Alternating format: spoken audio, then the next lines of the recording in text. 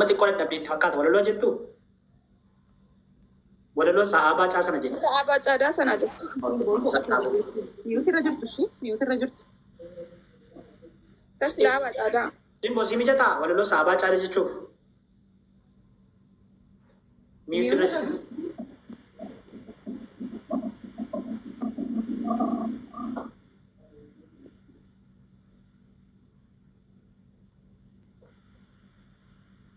how we guys follow gaafachuu ndagatina wow galtee si mijataa simboo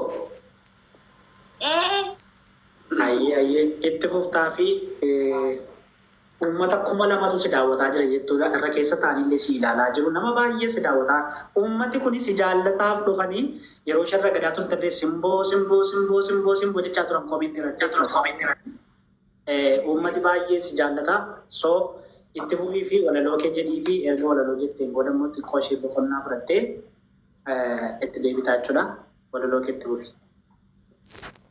Wali mata duree walaloo kuqubee.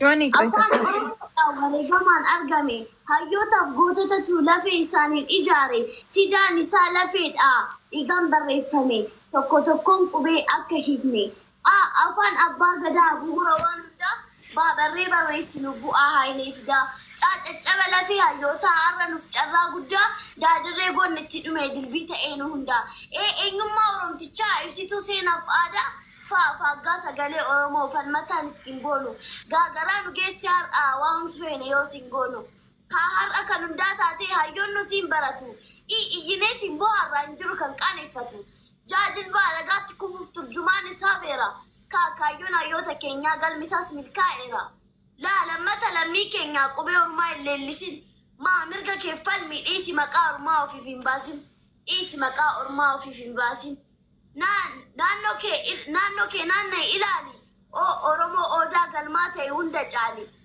poolisiidhaan dhaanamaa akka poostaan cuqqaalamin qo'ataaf qorataa ta'e sangumaan qottee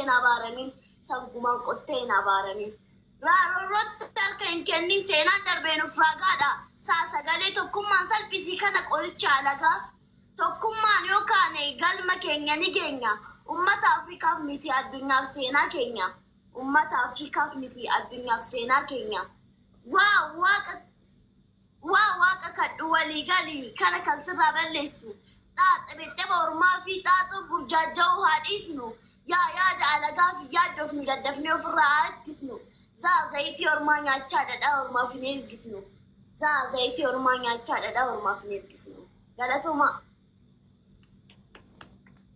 Hamileen keessa meer hamileen keessa ni mul'ata saka giftiin keessa meer sagalee hin qabu guys dhageessanii tuni zayitii ormaa nyaachaa dhadhaan liqeessinu dhadhaamoo zayitii biini jirta lattaan ala kos tokko mucaan baay'ee dandeettii qabdi akkuma agartaa beeksisa uffata aadaa kan biyya barbaadde lama uffata aadaa lama namni si badhaasuun jira keessaan kun namta tole galatoom ayyee bareeddu so guys akkuma agartanii jechuudha mucaan kun dandeettii ajaa'ibaa qabdi hundi keessan warra jirtan warri follow goone follow godhadhaa warri dandeessan bira dhaabbadhaa mucattiin ishee ragaddu sanadhaa jechuudha warri haaraa taatanii dhuftanii argaa jirtanii lakkoofsa ishee warri jechaartanii lakkoofsa keessaan kun nama abbaan ishee jira waan ta'eef abbaa isheetu fayyadama inni isiniif laata maaliif mucaan umurii ishee ganaadha waan taateef jechuudha so jabaadhu siin jenna kan biraa ragadattaa fuftumoo dadhabdemoo akkamidha kennaa shawwa ergadhuu taashee al tokko si baaseenii si deebisa waan ta'eef fuula siniifan deebi'a sirba soolan irratti saniinan jiran argitanii yoo ta'an sirba kam keessa jirta kilipii hojjedheef hin jira sirba haaraa yeroo jalqabaa kilipii gurba soolan jechuun mucaa sirbee sana miti sirba weellisuu ana achi keessa jirta okay kilipii koo jalqabaa ati duruma kaatee achi keessa achitti boquuraaf ta'e quuftee asii dhufte natti Wow, guys, dhaggeeffadhaa umurii ishee waggaa 12 Ifan lakkoofsa maalii si erga? Lakkoofsa maaliin si erga? Subscribe godhaafi. yaa Ayyee itti maddu waan isaan godhan hundumaatti maddu ijoolleen si dhageessi. Tole sirba isaa YouTube irratti warra booleettaniin argattu. Sirba baay'ee namatti toludha. Sirba baay'ee nama bohaarsudha. Subscribe godhaafi. Okay guys, hundumti keessan ergaa ishee kana dhagaati. Mucaan kun umuriin ishee ganaa xinnoodha. So deemaati subscribe godhaa, viidiyoo sana illee ilaalaa fi mucaan kun achi keessa jirti. Umuriin ishee waggaa 12tiin kiliip irratti argamu jechuun akka kanatti ragadu jechuun it's amazing guys. Dhugaa rabbii lafa bal'aati ishee fi lafa guddaati ishee fi iddoo guddaa keessi jechuudha. Gam tokkoon barnoota ishee irra jirti, gam tokkoon immoo kanarra jirti. Ispoonsara illee argatteetti abbaa lataa harta akkaadaamii irratti obboleessa keenya haftee galateeffadhaa gamanumaan hundi keessanii ispoonsara ta'eefi jira waan ta'eefi jechuudha. Akkuma kana uffata aadaa illee kunoo filadhu ittiin jedhamee jira. Uffata aadaa maqaa himii hojjettanii mana uffata aadaa Roomii jedhamti as jala jirti. Aadaa barbaadde lamaa sin badhaasaa si jettee jirti. Sin qunnamsiisa tole. Tole galatoomii Wow. Ayyee. barbaada. Okay, isheen follow si agotu atillee follow godhiini yeroo isheen follow si gootu kansaa keessaa naasai uffata aadaa kan barbaadde kan kutaa lamaa siif gumaachiti jechuudha. Ittiin kaattee gaafa pirogiraamii qabdu deemtee ragaduu dandeessaa jechuudha. Amma kan biraa wanta adda ta'e mamaa qabda. Sagaleenis dandeettii kan biraatti fakkaata. Miti? Isaan irraa addas geerarsa nan qaba. Okay. Jedhimee bannaati shanteerarsan kan jennu. Sittiin baay'atu wanti kun humnaa sittiin taane. Gawaa kan baay'atu geerarsaa wala. Umurii ishee olidha baay'ee waan isheen gootu. Maal akkam godheessii kenne waa kana anchi. Anchi abbaan kee warqii masi argate kaasiin anchi. Rabbi umurii ishee ol bakka humna ishee olitti kennee beekumsi. Bilbila bakka tokko dhaabaa jedhini. Okay, bilbila haati ishee adduu fi Geerarsa kee. Simboos waliin tokko hin jeeqe.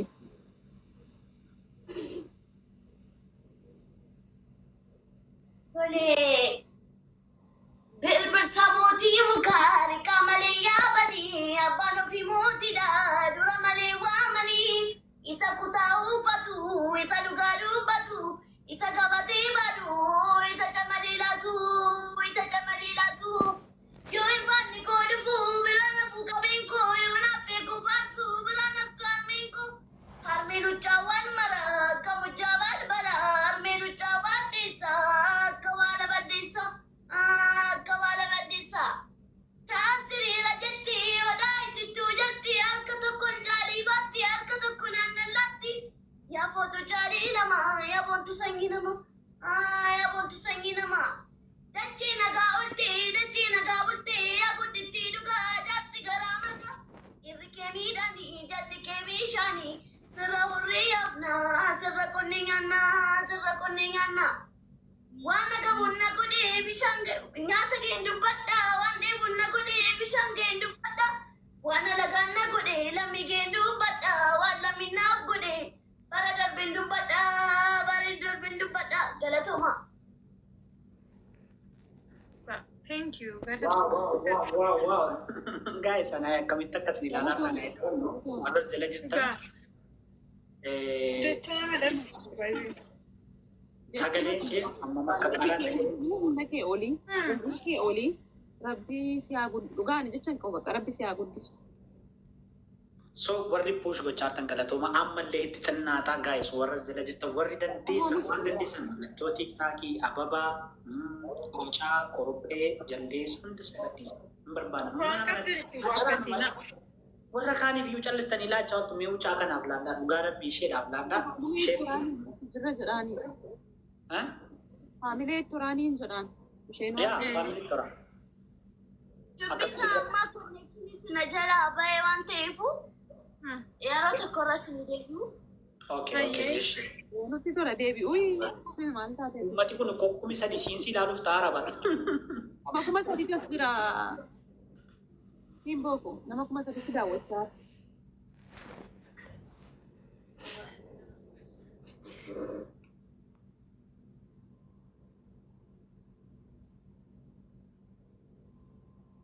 Miyuutii of goote hiraasti.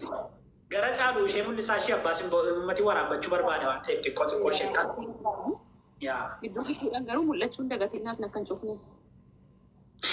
Okay, namni simboodhaaf kennaa jechaa jira. Hawwii gadi buusne deebinaa xiqqoo ishee dhiifama. Yaa namoonni koye simboo ko simboo warri mucattii kanaa galanni keessanii guddaa haa ta'u. Simboon immoo yoom akka isheen barumsatti deebitu naa gaafadhaa. Wayyaa isheef dabtara ishee yeroo isheen barnootatti deebitu maallaqa ergee akka faamiliin ishee bitaniif gochuun barbaada. Gara fuulduraatti illee waan hin danda'uuni nan gargaaraani. Amma gaafadhaati soolaniin keessaan akka soolan keessaan naaf barreessu akkaawuntii abbaa isheef yoo haadha ishee soo ta'e waan humna kootii waan isheen dabtaratti bitattuu fi huccuu mana barnootaatti itti deebitu bitattu nan ergaafi.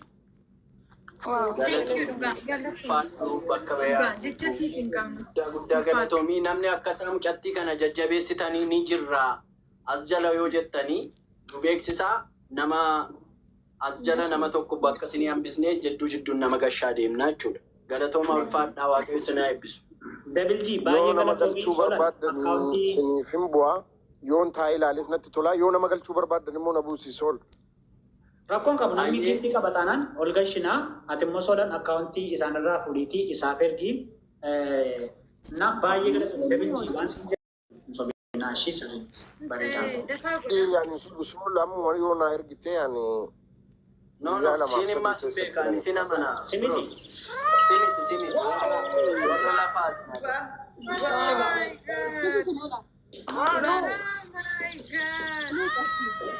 Wow. Biqiltuu gurguddaa ergamillee leenca bitanii erguu fiirra otuu maallaqaan gargaaraniiti isheen barnoota baratti waan ta'eef gaarii. Oromiyaa. Sorry, screenshot godhi ergi. Thank you. Dhugaa jecha siniin qabnu Oromiyaa hunda keessan qawwee warri asirratti mucattii kana gammachiisaa jirtanii guddaa goonee galatoomaa ulfaadhaa siniin jechuu barbaanna. Kanuma akka kanaa ishee qofa osoo hin taane kan akka ishee jiru taanaan nuti uummata Oromoof baasuu uummata Oromoof beeksisuuf gara fuulduraatti qophii waan taaneef jirtu taanaan koottaa gara keenya siniin jechuu barbaanna. Qawween warroota giiftii laatan Warri oromummaa giiftii kennitan abobaatii kaastanii hundi keessan galatooma dhugaa rabbi. Hundi keessan. Oloo godhaa. Simboo wabii doon ta'in simboon hangaa isaatii wabiin obboleettii kiyya ishee xiqqoo yoo argitan ta'e. Anchi hangaasa. Sorry, isin darbata waan ta'eef hin turin deebii sorry hin darbata dhimma kan ta'u. Screenshot godhi ergi. Maal goota sitti fakkaata? Ani barreessee. Gara WhatsAppitti si ergeera. Siif erguu suni. Barreeffadhee dubbisuu nan danda'a wayi idiitii godhee. Keessaanii simboo abbaa.